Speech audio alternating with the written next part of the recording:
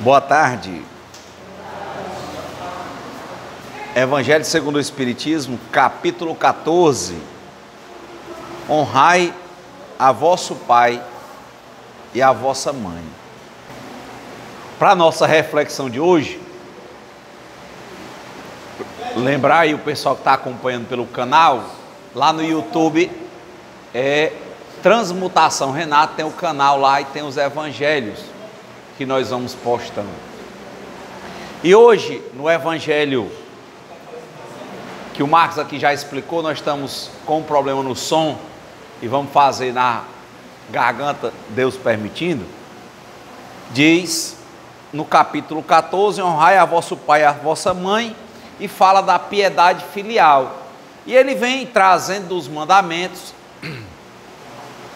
e principalmente no primeiro parágrafo do inciso 3º, ele fala sobre dever, ele fala sobre punição. E aqui ele fica comparando, mostrando, né, o que o pai teve de cuidado com os filhos, e que o filho, aqui ele diz, deve, sob pena de punição, cuidar dos pais. Mas eu tenho uma reflexão interessante, a meu ver, só por hoje, sobre isso.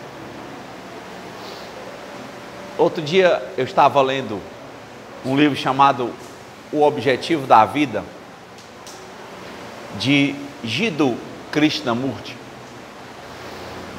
e teve uma frase que eu achei interessante. Ele dizia: onde há dever, não há amor.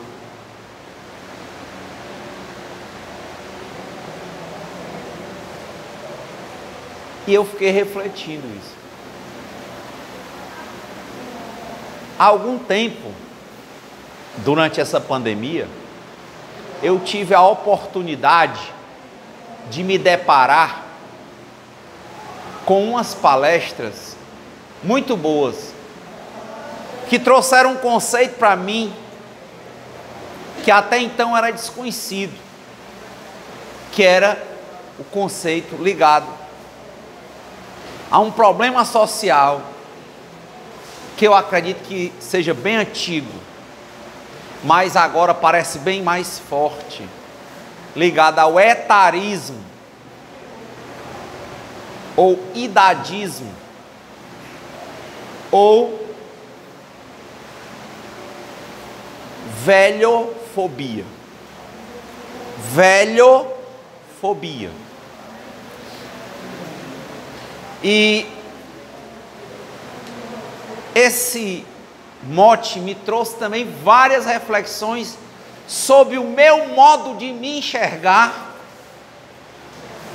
a partir do modo que eu comecei a ver que eu trazia marcas de uma consciência coletiva, que trazia marca de uma compreensão coletiva, que trazia marca de atitude coletiva que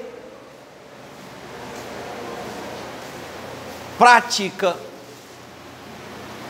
intencional ou não intencionalmente a fobia à velhice. E começou que a partir daí eu comecei a enxergar o idoso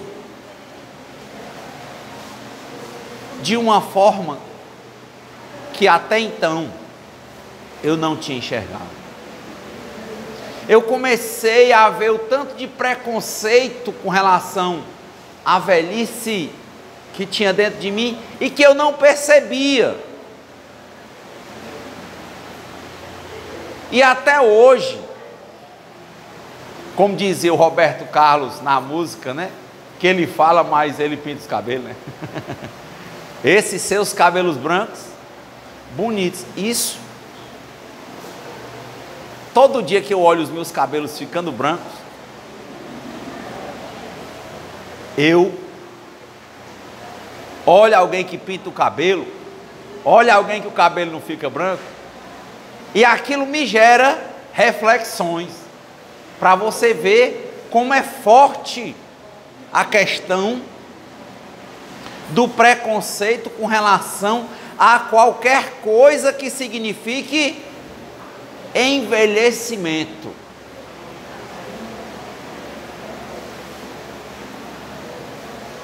Então, essa questão de honrar a pai e mãe, piedade filial, eu acho que o raciocínio, se isso aqui vem como uma lei que diz que quem não faz pune, a lei só existe para reprimir ou reeducar, para prevenir algo que não tem respeito. É como o pensador que eu falei diz sobre a felicidade. A pessoa diz assim: mestre, como é que eu vou encontrar a felicidade plena? Ele respondeu: quando você está com saúde, você se lembra de saúde, Cleide?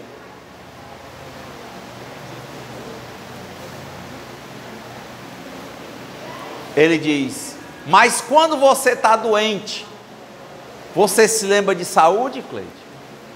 Ele diz: saúde é uma coisa e quando a gente tem, a gente nem se lembra. Ai, mas eu estou malhando, porque você está se tocando que está envelhecendo e estão dizendo para envelhecer com qualidade. E quando você era menino, você não se preocupava com isso não. Quer dizer, quando você está tendo a ausência de uma coisa, você fica pedindo por ela. Ele diz: quando você está doente, você se lembra de saúde. Quando você está com saúde, você não se lembra que a saúde existe. Quando você está respirando, você não pensa em respiração. No tempo do Covid, falava de capacete, não sei de que, com medo de não respirar. Ele diz: a felicidade e a alegria são a mesma coisa. Quando você fica atrás de alegria, quando você fica atrás de felicidade, é porque você está infeliz. E a gente tem que encontrar a verdade, a realidade em todo lugar, inclusive na falsidade. O que há real dentro dessa falsidade aí? Então, o problema não é o filho não cuidar do pai. O problema pode começar em um filho não entender que vida e morte são lados da mesma moeda. A vida tem morte dentro dela. Dor, dizia o Buda, velhice, doença e morte são verdades absolutas para um ser encarnado. Mas como ele também falava, tem que ter o reto pensar para ter o reto falar, para ter o reto agir. Se a nossa mente está confusa, a gente vai falar confuso, porque o que sai da nossa boca é o que vem do nosso coração, da nossa mente. Se a gente não entende que morte faz parte da vida, que dor faz parte da vida, que velhice ou envelhecimento faz parte da vida, a gente vai começar a querer mudar o que a gente não pode mudar. Isso é perda de tempo. A gente tem que modificar o que a gente pode e aceitar para melhor viver com o que a gente não pode. Esse é o lado filosófico do Espiritismo. Filosófico, amigo da sabedoria. E dizem que a filosofia nasceu quando alguém compreendeu que a morte existia e que era intransponível. Aí essa pessoa começou a dizer: bom, se eu vou morrer, eu tenho que pensar como é que eu vivo melhor a minha vida. Aí é a filosofia. Sábio é aquele que procura entender e viver bem a vida. Mas para entender bem a vida, ele vai ter que entender que na vida tem coisas que são intransponíveis. Dor, velhice, doença e morte. A partir do momento que ele compreender isso e deixar de ficar dizendo novo é bom, velho é ruim, ele entende que isso não é uma questão de ser bom ou ruim, é a realidade. Como diz o Bert Hellinger, quando as pessoas querem questionar no sistema o passado, ele diz, foi assim porque tinha de ser assim, e pronto, bola para frente. Então, a partir do momento que a gente começa a entender dentro da gente que estamos repletos de preconceitos que vêm de meras ideias e que ideias não resolvem nada, o que resolve é a compreensão da realidade. E a partir da compreensão da realidade, usar o livre-arbítrio e tomar posição. Todo dia, fazer o que pode fazer e aceitar o que não pode mudar. Que Jesus resumiu ao dizer que seja feita a vossa vontade antes da minha. É na parte que ele não pode. Então, se a gente passeia por dentro da gente, com vontade de ser melhor do que a gente mesmo a cada dia, sem ter a pretensão de ser melhor do que ninguém, se a gente topa com as pedras do preconceito, se a gente topa com a compreensão equivocada da natureza das coisas, a gente quer entender que viver é bom e morrer é ruim, a gente não quer entender que vida e morte são vida. É por isso que o Espiritismo está aí, para te dizer, a morte não existe. É o que Jesus disse, eu venci a morte. Morte é te dizer, olha, entende, pessoa, morte e vida são uma coisa só. Os antigos indianos, eles entendiam também o Deus como um, e também tríplice, que na igreja a gente diz o Pai, o Filho e o Espírito Santo. Lá você tem Brahma, o Criador, Krishna ou Narayana, o mantenedor, e Shiva, o transformador, que é atrelado à morte. Um cria, outro mantém, outro transforma. Aí ele recria, o outro mantém e o outro transforma. Essa é a trindade da vida. Camões vai dizer a mesma linha. Mudam-se os tempos, mudam-se as vontades, muda-se o amor, muda a confiança. Tudo no mundo é feito de mudança. Então, é outra coisa intransponível. Não tem assim, eu sou uma mulher assim. Não. Eu sou em transformação. Eu estou mudando. Eu estou me aperfeiçoando. E o envelhecimento faz parte. Porque é uma forma bem didática que Deus está nos mostrando para a gente se desapegar das coisas que a gente mais gosta. Virilidade.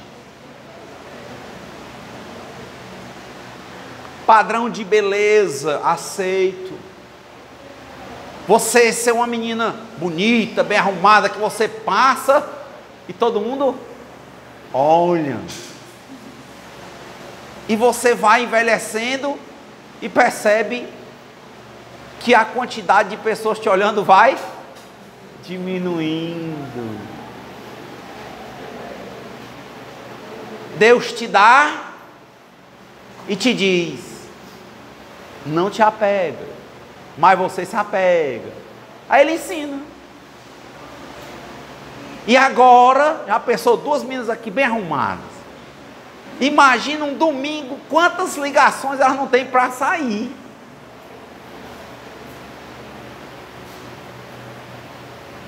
Aí você começa sobre a velhofobia. Bote 2 idosas com 90 anos arrumadas. Procure, façam estatística de quantas idosas de 80, 90, 60, 70 que estão arrumadas uma hora dessa e que não vão receber nenhuma ligação para sair. E que não vão receber nenhuma visita. E que também não vão querer que as pessoas as visitem por obrigação. E aí eu repito, Krishnamurti, quem faz por obrigação não ama. Dever não tem nada a ver com amor. Então a gente tem que andar e vencer os preconceitos, porque a questão do filho com o pai não é uma questão só do filho com o pai, é uma questão nossa com a velhice, é uma questão nossa com essa coisa de querer viver de ideias, e a realidade é que põe mesa, não ideia. A mãe da gente dizia: beleza, meu filho, não põe mesa. Realidade é que mantém. Ideia, não. Ideias vêm, ideias vão, são vento. Quem planta vento colhe tempestade. A partir do momento que a gente bota o pé no chão e diz: eu sou um homem, e eu nasci, cresci, tive um auge, estou em processo de envelhecimento, e depois eu vou morrer e vou me transformar, e tudo que o meu espírito aprender vai me fazer continuar cada vez mais jovem, forte, luminoso, mas não é o corpo. Não é o corpo. A partir do momento que a gente começa a entender que tem preconceito com o velho, reto pensar, a gente começa a enxergar o tanto de atitude preconceituosa que a gente tem com o envelhecimento. Que lá no fundo tem a ver com carência. Porque uma menina bonita não vai querer andar com quem não chama atenção. Não quer chamar, ela vai andar com mais menina bonita. Porque lá no fundo daquela menina ou daquele cara, às vezes tem o quê? Uma vontade tão grande de se sentir amado, uma vontade tão grande de ser visto, uma vontade tão grande de se sentir querido. Aí ele já sabe que essa sociedade diz: novo o povo quer, e velho não, então isola o velho. Isso aí não dá ibope, é careta. E tanto faz se é o pai, a mãe ou qualquer outro idoso. Começa pela compreensão equivocada, que faz às vezes a gente pensar. Diz: quando eu era novo eu pensava que eu podia tudo. Nunca ninguém pôde tudo. Então, compreender certo para falar certo, para agir certo, com a máxima licença. Isso não é uma questão de punição, fazer porque Deus vai te punir, vai te matar, arrancar teus ossos. Não. Entenda Você está aqui para aprender. Isso aqui é uma escola.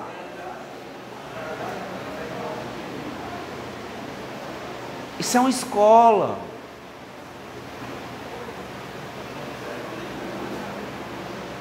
Evite o que é fuga.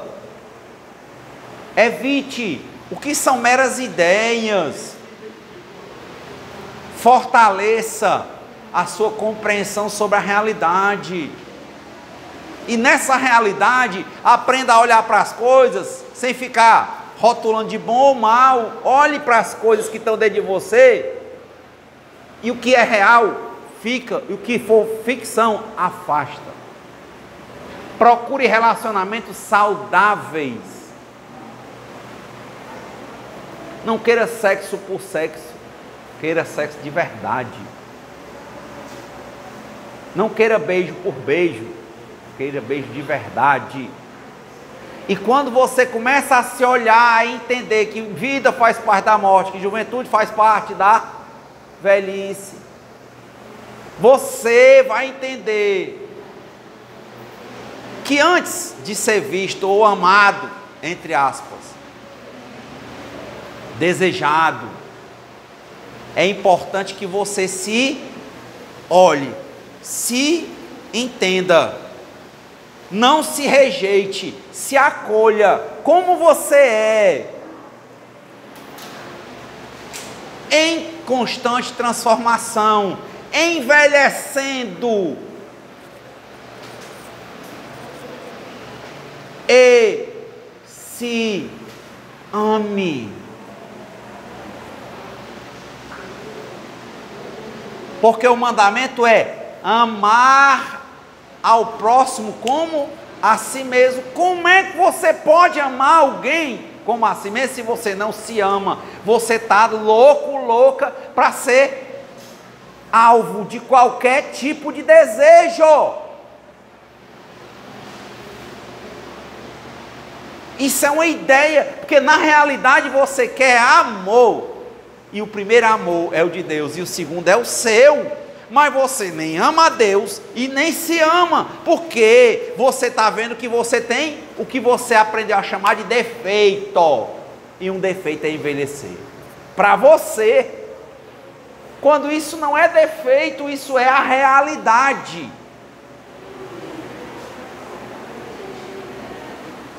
Ajuda-te que o céu te ajudará. Te ama que vai aparecer.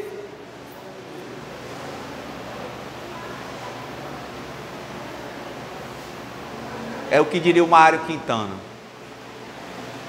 Depois de algum tempo, eu deixei de sair correndo atrás das borboletas. Eu passei a ajeitar o meu jardim e as borboletas vieram. Quem é o seu jardim? É o seu corpo, menos o corpo. É você como um todo, mas principalmente o que está lá dentro. Na hora que a gente começar a entender isso e se amar, a gente começa logo a não andar atrás de qualquer coisa,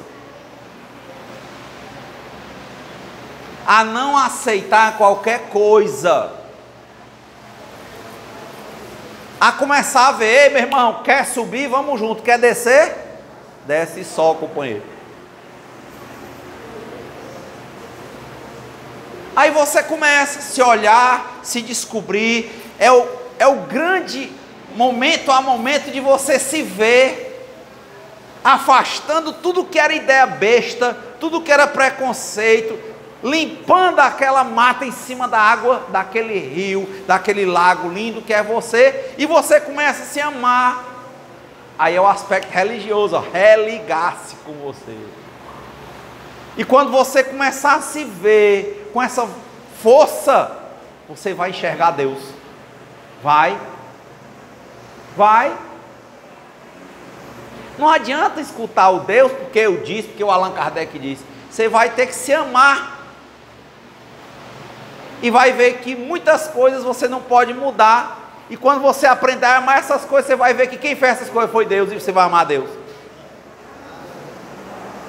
E vai amar Ele sobre todas as coisas, porque você vai ver que você não pode muito e Ele pode tudo. Aí, meu amigo e minha amiga, quando isso aí acontecer, você vai ter uma mente aberta. Vai ser algo que vai fazer você reavaliar as suas relações.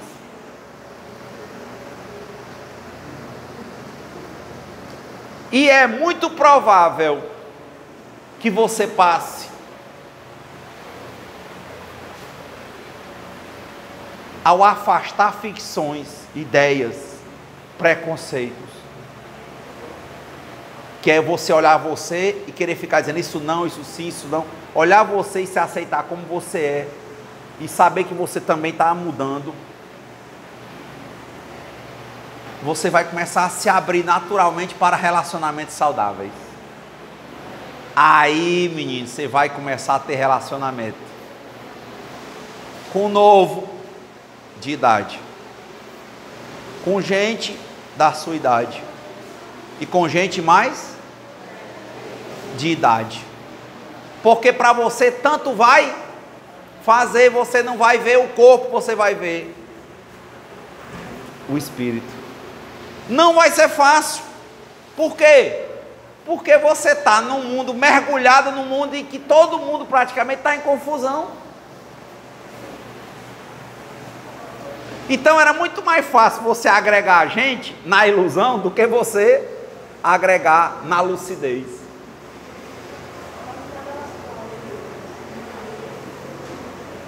Mas você não vai se importar, por quê? Porque você vai estar se relacionando de uma forma diferente com você, com Deus e com a vida. E vai ver que não precisa pressa. É a música que a Elizabeth Lacerda canta, né? Não adianta apressar os teus pés. Não é isso? É Deus. Tudo no tempo de Deus, né? Tudo no tempo de Deus. Se você constrói uma casa e Deus não bota a mão, ela cai. Se você constrói uma família e Deus não botar a mão, ele cai. Se você está criando um filho ou uma filha e Deus não protege, ele cai. Aí começa, ó, é um ensinamento, sabe? É ver como é bom viver a vida se amando e amando a Deus. É uma coisa assim, sabe? Positiva e negativo na energia. Você se ama a Deus e se ama. Aí você está ali, não se isola. Você se relaciona com a realidade. A partir daí, gente, pode ver que você vai começar a enxergar os seus pais de maneira diferente. Por quê? Porque são valorosos. Porque te amam, em regra. Ai, mas tem pai que está confuso. Também precisa aprender. Mas o lema é: viva e deixe viver. Doa aos outros o direito de serem como quiserem. Eu é que tenho o dever de ser melhor do que eu mesmo a cada dia, sem ter a pretensão de ser melhor do que ninguém. Se meu pai não quer, faça a parte dele, eu vou fazer a minha com ele. Se minha mãe não quer, eu vou fazer a minha parte. Livre-arbítrio, meritocracia. E aí começa a vencer preconceitos. É tão besta. Eu via muitas vezes que eu não achava que era velhofobia. Eu não entendia. Eu vi quantas vezes pessoas dizendo assim: um bebê é tão cheirosinho, mas velho fede. Preconceito. Mas depois que eu vi, foi tão legal, porque meu pai já tem uns 7 anos mais ou menos que ele não anda, que ele não sabe de nada. Ele é do meu tamanho, mais pesado. E a minha irmã e a minha mãe nunca encontraram alguém que ficasse para cuidar, porque elas são exigentes com o cuidado dele. Ele amanhece, eu vou lá, geralmente boto ele na cadeira, a minha irmã dá um banho, depois passa creme, lava cabelo, tira a barba, escova os dentes. É um banho.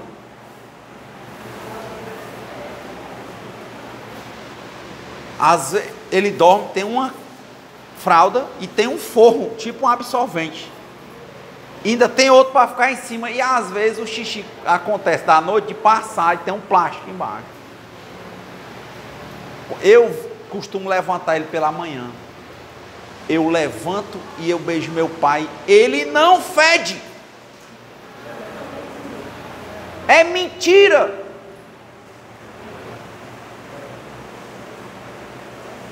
E eu já vi muita criança que a mãe não cuida e a criança fede. Porque o que faz feder não é velhice não, é falta de zelo, falta de cuidado. Isso o resto é preconceito.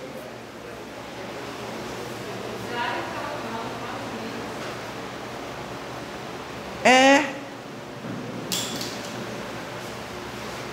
impressionante. Já vi várias pessoas dizer assim: ai, seu pai é muito cheiroso. E eu sei que não está me agradando, porque eu cheiro ele é cheiroso mesmo. Ele é cheiroso. E me ajudou já, sabia? Porque outro dia, você está andando assim, Marcos? Não é aquele cheiro de axila que você bota o antitranspirante, né? Mas você sente assim um suorzinho meio diferente. Eu senti em mim, aí eu me lembrei o quê? Bom, eu não posso evitar de ficar velho, mas eu não preciso ficar fedorento.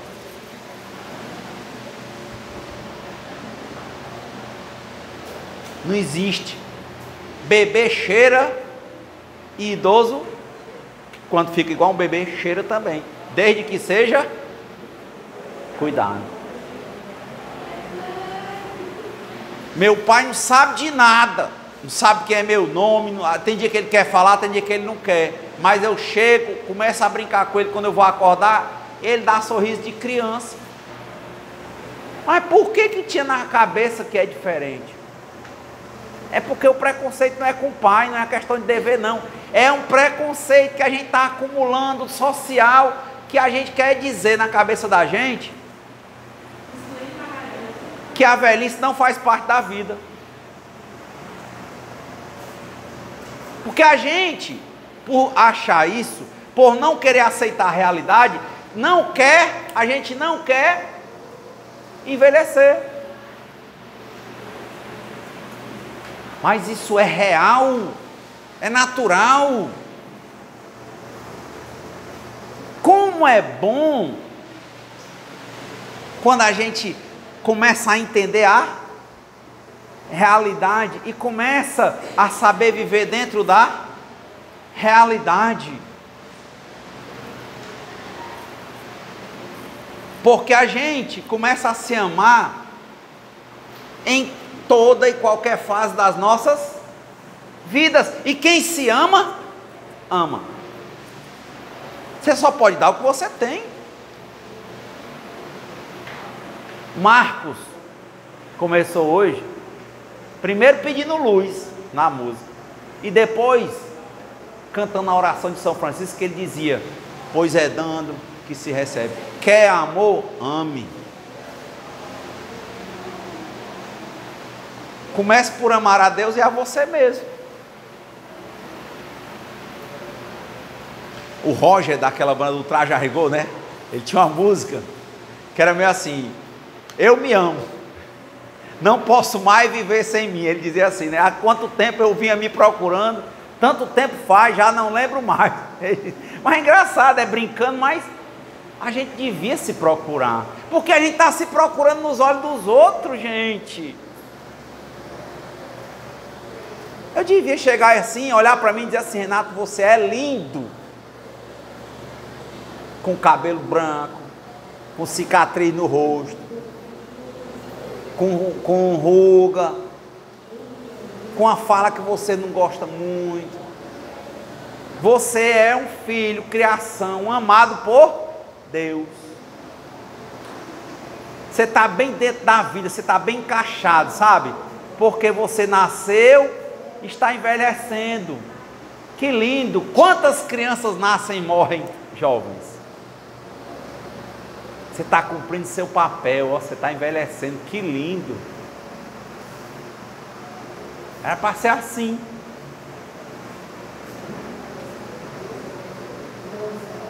Mas não, o cara se levanta, aí vê uma mulher bonita e pensa, será que ela está me achando bonito?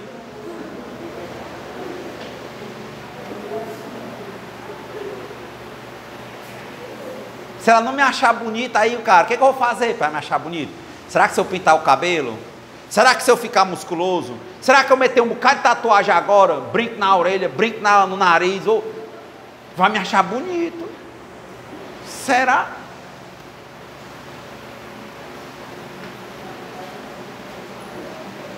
Se a gente se ama, está aí um termômetro. Dentro da nossa vida, e vida inclui a morte. Dor, velhice, doença e morte. Mas tem alegria. Só que dor, velhice, doença e morte a gente sente. Isso aí talvez exista só para a gente se lembrar que existe alegria, que existe saúde, que existe juventude. Porque são coisas que quando a gente tem, a gente não pensa. Quando você está alegre, você não pensa em alegria. Quando você está feliz, você não precisa procurar felicidade. Ai, porque eu quero uma felicidade. Ah, o que é a felicidade? Você está infeliz. Eu bebi 25 anos. Já tem 5 anos. Só por hoje que eu não bebo. Ainda bem que eu não tenho vontade. Mas a minha forma de ver, eu olhava para as pessoas bebendo, eu achava que aquilo ali dava um empoderamento, dava alegria, cara.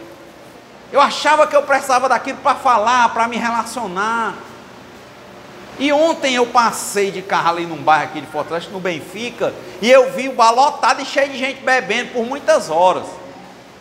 E pela primeira vez me veio uma reflexão assim, depois de 5 anos sem usar nenhuma substância alucinógena.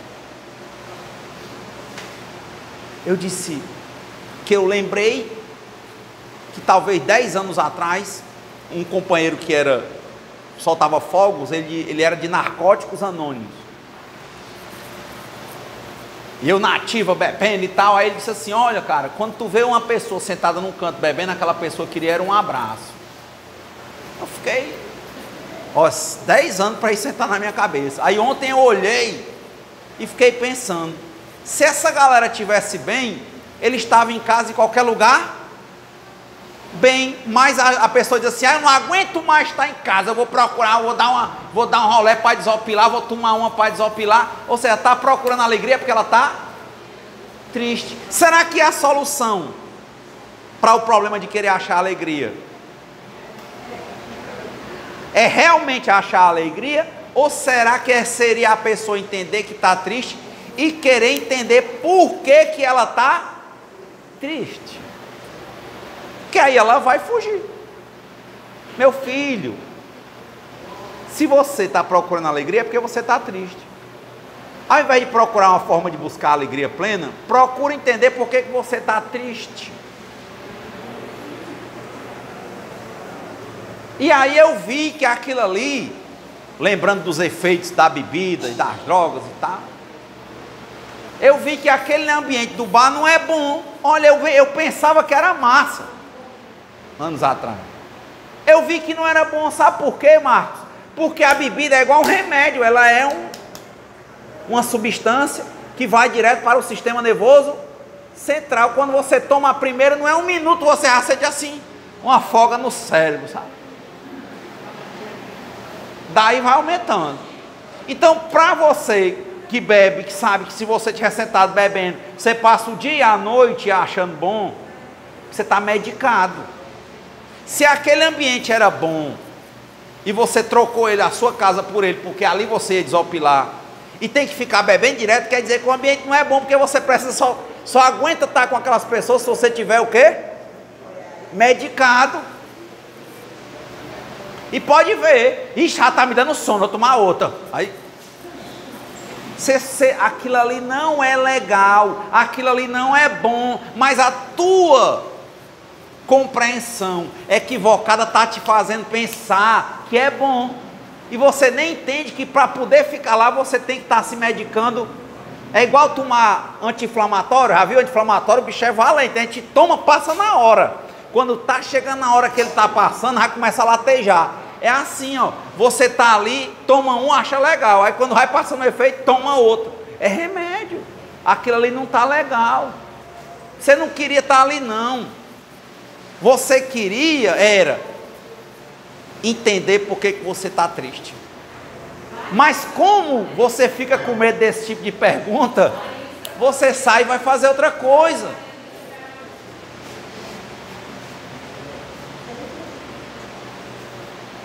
Então a ignorância, a compreensão equivocada da natureza das coisas, faz com que a gente tome a atitude errada. E a meu ver, com esse primeiro parágrafo aqui do Evangelho, falando sobre cuidar dos pais por dever, por punição, talvez fosse muito melhor a gente tentar entender a gente na posição de ser humano que tem dor, velhice, doença e morte. Deixar de rejeitar coisas. A gente tem que rejeitar a ideia, a mentira, a fuga, e a alimentar a nossa compreensão com a realidade. Se a gente aprender a ver a realidade como ela é e aprender a amar a gente, a vida como ela é, a mudança que está sempre acontecendo vai acontecer de um modo mais pleno. Maravilhas vão ser vistas, porque elas já estão acontecendo, mas a gente não quer ver. A gente sempre acha que o jardim do outro é mais verde. Quer dizer, a gente entrar você tem que passar 25 anos bebendo, 5 anos sem beber, para você entender que quem está dentro de um bar é porque está triste, e que para ficar dentro do bar tem que estar medicado, meu irmão. Porque, de novo, quando você está saudável, você não lembra de saúde. Se você estivesse bem, você não precisava estar gastando dinheiro, correndo atrás de gente, fazendo toda besteira para ser aceito em grupo, não. É porque você não se ama. Como o segundo mandamento diz, nem ama a Deus e nem se ama. E fala de amor quando você deveria se amar, para poder amar como você se ama. Amar ao próximo como a si mesmo. E é a partir daí, Marcos, que eu acho que vem o amor filial. Não era a piedade filial, é o amor filial. É amar os pais entendendo que eles são como eu. Eles estão numa idade avançada que, se for da vontade de Deus, eu vou chegar, mas o envelhecimento está comigo, ele não pode ser rejeitado. Na realidade, ele pode ser por ideia. É uma ideia besta.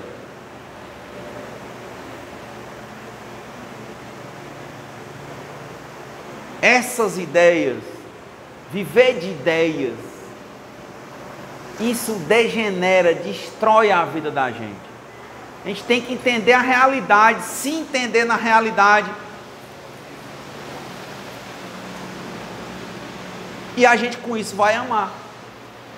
Ao invés de, na hora que se sente triste, procurar alegria, procura saber por que está triste. A alegria vai se estabelecer, porque a alegria não é achada. A saúde não é achada. Toda vez que a gente está alegre ou com saúde, a gente não se lembra de alegria ou de saúde. Agora, quando a gente está com um problema, ao invés de resolver o problema, a gente quer procurar outra coisa, quer fugir.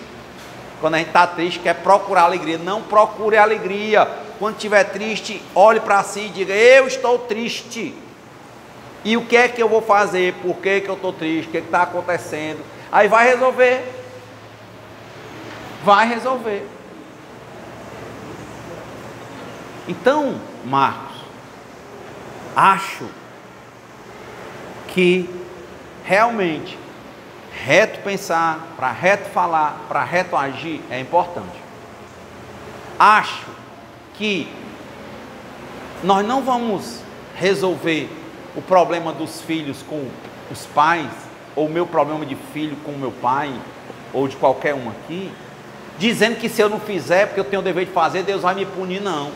Mas eu tenho que entender que a morte faz parte da vida, que dor, velhice e morte são da vida, que eu tenho que aprender a amar a vida como ela é, me amar como eu sou, e que envelhecimento é um amadurecimento, um desenvolvimento natural da vida, que me ensina a desapegar de besteiras. Quantas besteiras, quando a gente se sentiu novo e bonito e rico, não fez? Besteira. Besteira. Aí aquela encarnação passa, você renasce, passa por tudo de novo, aí vai fazer de novo.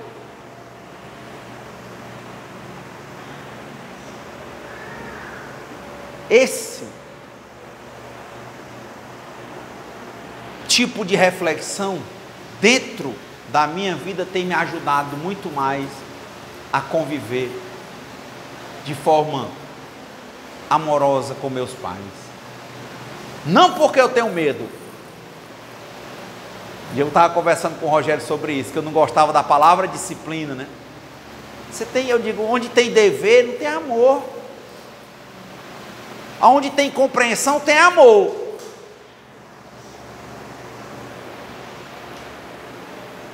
Onde tem dever,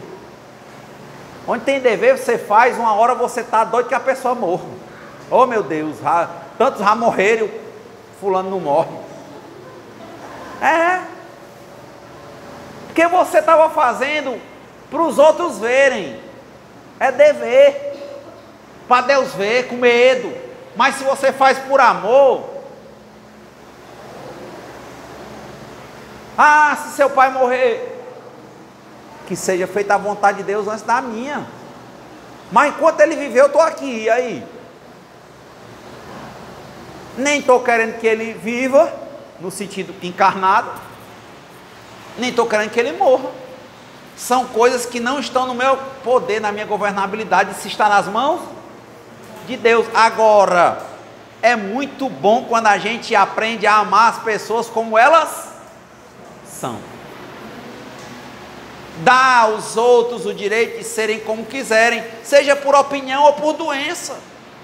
Mas nós é que devemos ser melhores do que nós mesmos, a cada dia, sem querer ser melhor do que ninguém. É muito bom fazer uma coisa por amor, mas só se faz as coisas com amor se tiver compreensão da realidade. Esse negócio de fazer as coisas porque deve,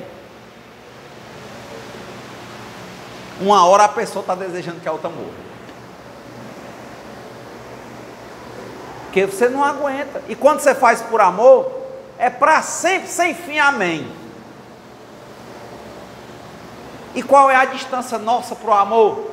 Compreensão, vencer a ignorância, se afastar das fugas, amar-se e amar a Deus e amar-se, é indo e voltando, amando-se, entendendo que a vida é essa mudança constante, que tem dor, velhice, doença e morte. Aí você vai amar, você não vai ter diferença de amar sua mãe, ou uma mulher nova, bonita, com as devidas proporções.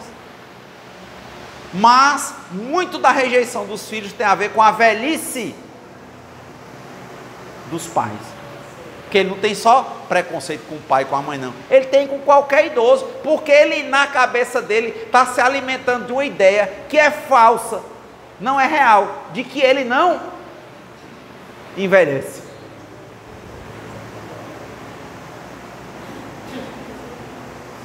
Tinha uma piada, né, era que a mulher começou a se puxar tanto, né, querendo ficar lisa, Aí depois pregueava de novo, puxou, que disse que uma hora um determinado órgão dela estava bem aqui, Rogério, bem no ombro.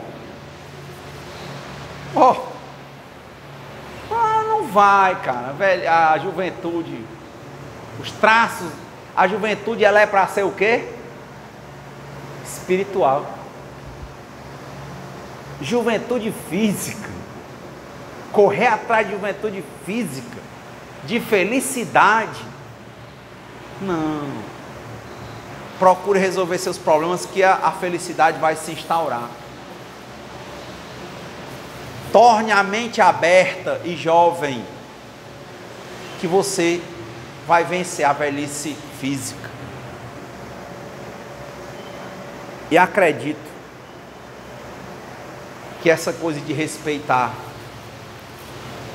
a si vai gerar respeito a todos os outros, independentemente da idade, e consequentemente também vai respeitar seus pais. Esse que você tem motivo é o respeito à vida. Só para concluir, eu leio falando outro dia sobre a questão do animal, né, do ser vivo, e meu filho me pedindo um pet. Aí eu disse: filho, você já viu os documentários sobre animais? Eles têm família? Tem. Você gosta da sua família? Gosto. Você queria que alguém sequestrasse você de nós e você ficasse num canto, numa casa, com pessoas que não entendem tua voz, te dando comida todo dia, te leva para passear quando quer, você longe da gente? Ele disse: não. Ele disse: pois para mim ter um pet é isso. Com todo respeito a quem tem.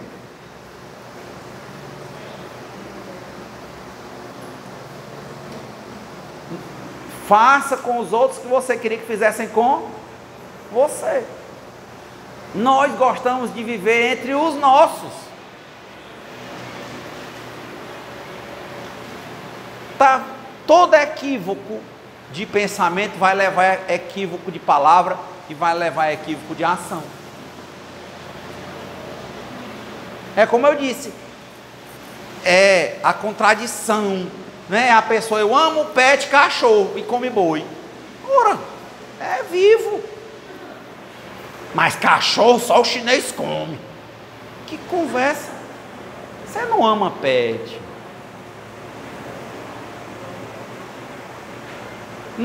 Não tem contradição quando tem amor. Não tem. Você ama a vida.